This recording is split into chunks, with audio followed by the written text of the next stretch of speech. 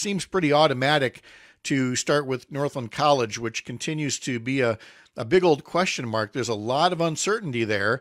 And I'm sure every time you're checking in with folks there, they're just continuing to feel like they're on pins and needles.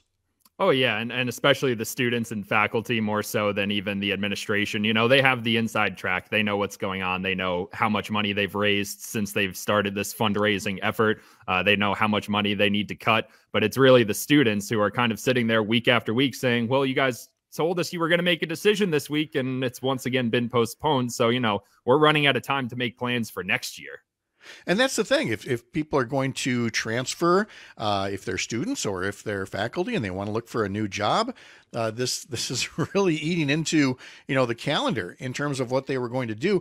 Not to mention I think people are still waiting for what approach are they going to take. And what I mean by that is there's been talk about cutting the curriculum way back and cutting the student body size way back and trying to make it as a much smaller school. And others are saying, no, the way you've got to do this is to grow things a little bit, attract more people who will, maybe take these particular majors and then become donors when they graduate. Now, I'm not saying one answer is right or wrong. I'm just saying this is, some of the many questions that they face with a very difficult circumstance up there. Yeah, and I think this week there's maybe a little more hope around the situation. I know last week when we spoke, it was supposed to be the day of the decision, or they were going to say once and for all, are we staying open or are we not staying open?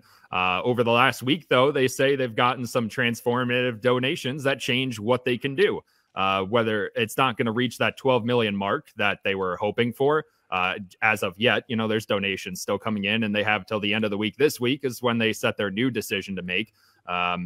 But as it stands right now, there's a little bit of hope that between the plan that's been advanced through the faculty council, which would include cutting some programs, laying off some teachers, and the recent donations that they've gotten over the last week, they're starting to have a little bit of hope that they may remain open. As far as, just keeping the school open, that doesn't speak to what about the students who are part of those programs. Now they have to transfer to another school, and that's going to be a whole hassle on its own. And, they are running out of time to do it. College takes transfers on rolling admissions. So the faster you get in, the better chance you have of getting into a different college.